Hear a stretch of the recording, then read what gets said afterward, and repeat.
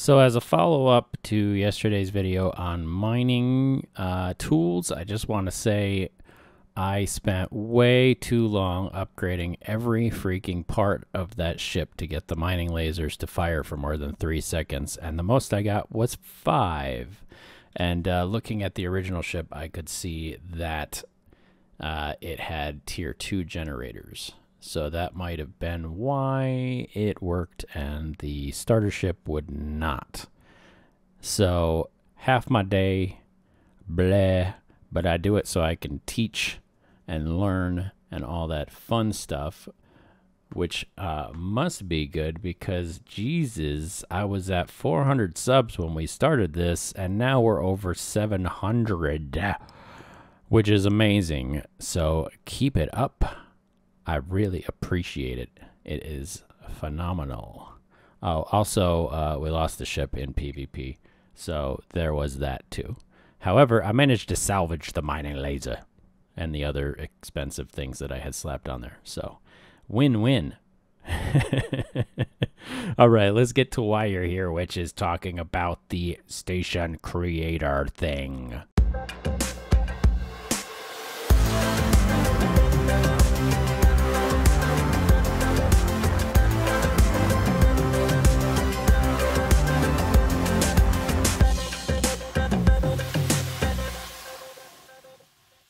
Hello, fellow endos. My name is Rob, and welcome to another episode in the tutorial series. Today we are talking about the basics of the ship builder designer, which is over quite close to the easy build. If you haven't found it, it says station designer right on top of the building, so keep searching. Also, there is a teleporter station somewhere over there, but I'm in the build mode, so I can't see it. So what is the Easy Designer? Well, it is a tool to design a ship from scratch. It does not upgrade ships currently. You can't fly your current ship in here and be like, I want to add some shit. It doesn't seem to function that way, although if anybody has found a way to do that, please let me know because I would be most interested. So how do we get in here? Let me go ahead and save this, and I will go ahead and exit, and we will go out of here. If you did not see the basic tips video that I originally put out, we'll wait while this loads in. You basically come in here and you can see the easy build hall is right there, so it's just right next to it. We come over to this screen and we start editing. If you have a group set up, you can do a group edit and all of you can play around in there, which might be fun. But let's go ahead and click on start editing, and that's how you get in the session, and you get some and we are in the editor. It takes a little bit to load. And I talked about how to look at the other ships that are in here so you can get kind of an idea, which is under File. And if you go to Open Pre-Made Blueprint, you can see all of the pre-made, pre-alpha ships that are in here, as well as the tutorial starter ship. So if we wanted to start a new thing, we would click on New. And if we wanted to save, we can click Save, and we would type in a new file name, and it would save it in the selection. So I'm going to go ahead and open one that I was working on. So we can see that the autosave is working, right? That's great. And we have today. We have 2 todays, so I'm going to pick the one that has the newest version. So there we go. This is as far as I've gotten so far, but I did learn some cool things while trying this out. So I'm going to pass on that knowledge right now, the first of which is the settings. So if we go into our regular settings menu and we go to Spaceship Designer, we get a bunch of settings in here, which all of them are, you know, stuff you can play around with and kind of get a feel for things, right? The one I want to point your attention to is dragging with selection tool enabled. It is the first setting here. By default, it is off. I have found that this saves me a ton of trouble when building by turning that on.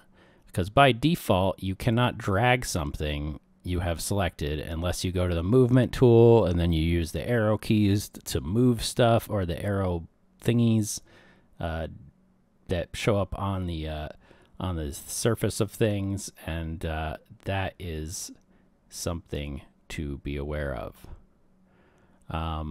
The rest of this, automatic thruster renaming and all kinds of other stuff, you can play around with, but that's the one I wanted to point out to you. You can also change your grid orientation. So far there's not a mirror mode or anything in here, but you can copy and paste. So that is by far the thing that has saved me the most time. So if we look at how that works now that I've turned it on, I can click on this and then I can move it all over the place, drag it around. And shortcut keys are your friend. It has the same shortcut keys as most Windows tools. So if I hit Control Z, it's going to undo all the stuff I just did. And for a full list of shortcuts, you can also go to the settings and look at the settings for keys, which would be in your controls right here. So if we go to controls, we can also go down to Spaceship Designer, and it'll tell you what all of the keys do. So detach module, attach module. I'm not playing with modules. Those things gave me a bad taste in my mouth. Selection tools, and you can rebind these to make it better for you if you want. But basically, Control Z undo, Control C copy, Control V paste, Control X cut, Control A select all. So the basic default Windows settings. So if I did Control A, it would select everything on here. So that way, like let's say you placed a ship and then you realize, holy crap, this thing is really off center. And if I keep building this way, I'm going to run into the wall. Well, you can just grab that and move it over here and you're good to go, right? And then we can copy like one side of the ship. Now without a mirroring tool, we got to do some jankiness. But luckily I built this just as a kind of square on both sides. So if I copied the whole thing, I could then paste it on the other side pretty easily. So the one I hear most people say or talk about is snapping. So let's talk about that first. If I wanted to, let's say, add a piece. So let's take this off, right? We'll take these off and we'll go ahead and place them. I'm just going to go ahead and delete them out of here. And we'll replace those. So if we go over here to our asset browsers, we have beams. We can go down to straight beams, and it is the 192 centimeter beam. So by default, it's going to be in this direction. We want to turn it in the up direction. So if we tap our axis keys, which are going to be Z, X, and Y, we can see kind of which axis they rotate on. You could also hold the axis key and kind of move it in like, I don't know why. I mean, I guess if you wanted to do a diamond positional, you could do that. But otherwise, if we just tap the key, so I'll tap Y, you can see it spins it on the Y axis. And if I tap X, it spins it on the X axis. And in that manner, we can just get it in the right position and place it down. So sometimes the hardest thing, it seems like it wants to cooperate with me now, is getting right on that point, which I have been able to do just fine on this one. But let's try this one. It probably will not be as happy. Oh, it is. But let's say you're screwing around with this for, it's annoying me. I can't get it where I want to. This is as close as I can get it is right here.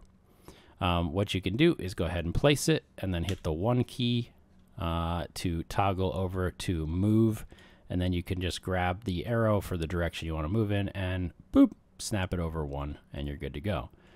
And so then we can go back to 3 and we can select our straight beam again and get that on there. As you can see, now this time it doesn't really want to let me go, so I could just do that and snap over to 1, use the arrow key. That is the easiest way to do it. However, there is an alternate way to do this, which is a little bit more intensive. So let me undo. And this tool right here, which is called the snap tool, if we click on that and we click on our piece that we want to move, we have all these points. These are all of the snap points on this device. I want it to snap to this. So I'm going to click on this one right here, and then I'm going to hover over here, and we'll see that there is a snap point right here. And as you see, it just snaps right there. And we click it again, and we're snapped. So that is an alternate way to do that.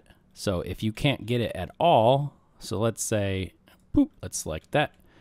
And the thing that gets me the most is moving around in this box, because I want to hit the spacebar to go up, but that's not how it works. And I wish it did. I wish it was spacebar makes you go vertical and control makes you go horizontal.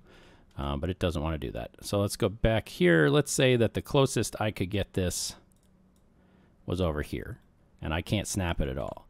So we can go to the snap tool, we can click on here, we can select one of these points, and we just select that point, and you see it does that. So that is a tip for you on using that, if you can't get it at all to get close enough to where you can snap it.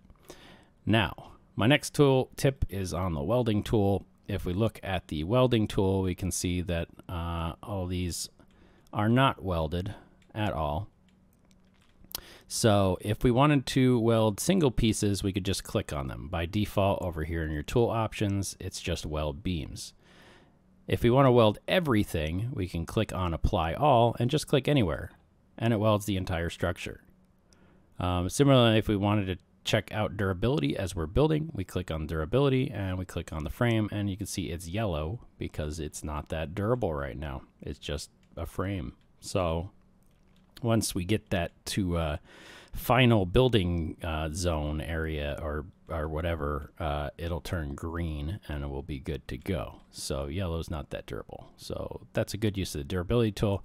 And then we have a bunch of other stuff like painting. We have the auto bolter. So if you were bolting something on, you could use the auto bolter and apply to selection or remove bolts are two options here that we can do with the bolt tool. You can also use the secondary functions on stuff. So if we had a plate, not a decorative plate, is it a decorative plate? No, plates, that's what we want. So if we had a basic plate, let's go with this one, right? And we put that down on top here. And same thing with the snapping tool. You can place it and then use the key to kind of slightly adjust to where you want it. And if we use the Autobolt, if we just clicked on that, you see it just bolted very messily like that. So I don't know if you want to use the Autobolter, but you can, and that's what happens. But if we go and select remove bolts, we can click it again and it'll remove the bolts. So a lot of things, and also normal things apply with removing pieces that you just put down. You can Control Z to go back right until it's gone, or we can select our select tool again with hotkey 3 and go ahead and hit delete and it'll go away. Copy paste is also a thing on here. So if I wanted to copy, you can also hold shift, just so you know, when you're copying, in case you want to just select certain pieces. So if I hold shift down, I can select these bottom pieces here, because you can see if I do the drag and select, it's going to select everything. Same thing, Control A selects everything, and then I can hold shift. And let's say I don't want these pieces. Okay, apparently I can't unselect them. So yeah, that does not like to work. So if you're just trying to select certain pieces, like these bottom pieces here, you would have to go through and hold shift down. And you can do a drag over some of them. Just make sure you don't hit one of the things you don't want to select, like those upright beams. If you're trying to like copy and paste this on top of the original structure.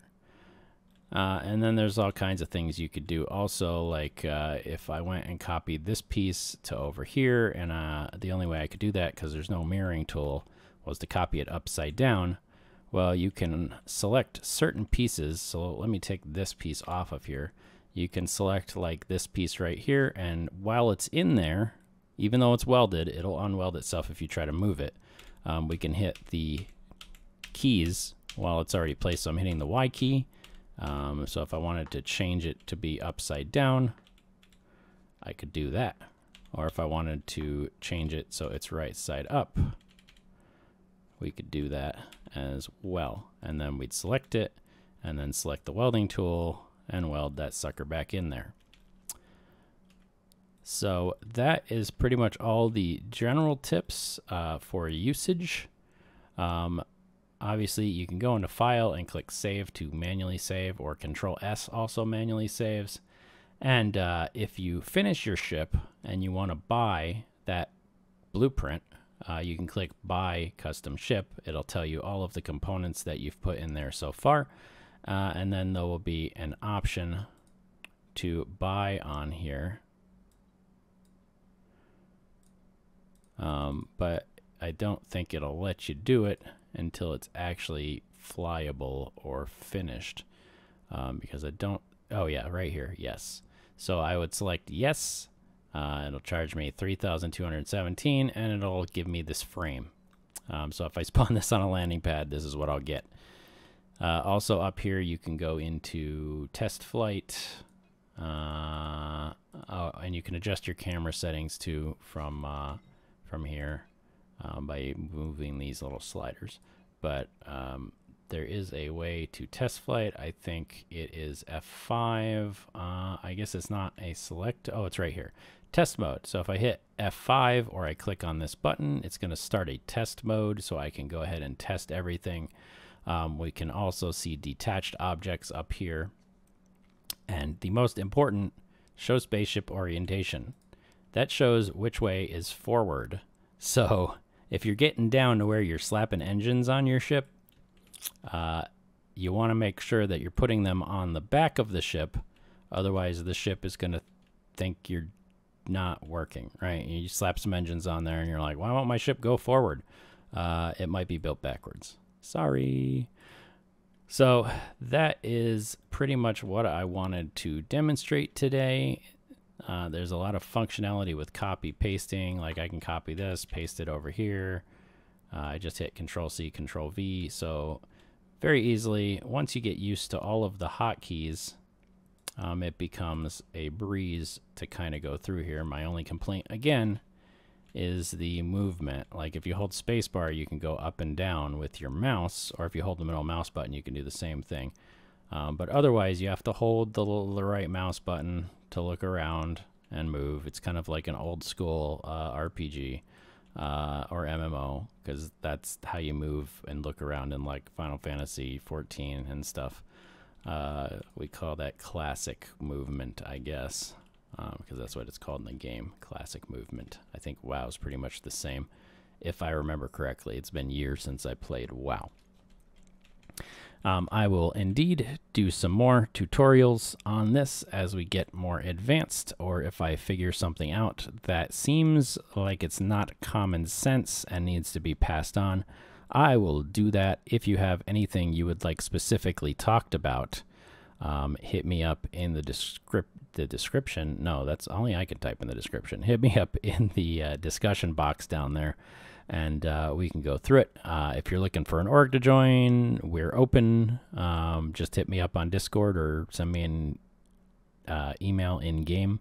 Yep, you can do email in game. It's in the social menu. I just found that out today. But yeah, that's about it. Just play with stuff and have fun in here. You don't have to build a work of art your first time, I would say. This is definitely not going to be a work of art. It's basically just going to be a box with crates on it and some thrusters as a first experimentation. So if you like this video, don't forget to give that thumbs up. It really does help small content creators get noticed on the platform with the algorithm. If you like what I do, hopefully you will consider subscribing.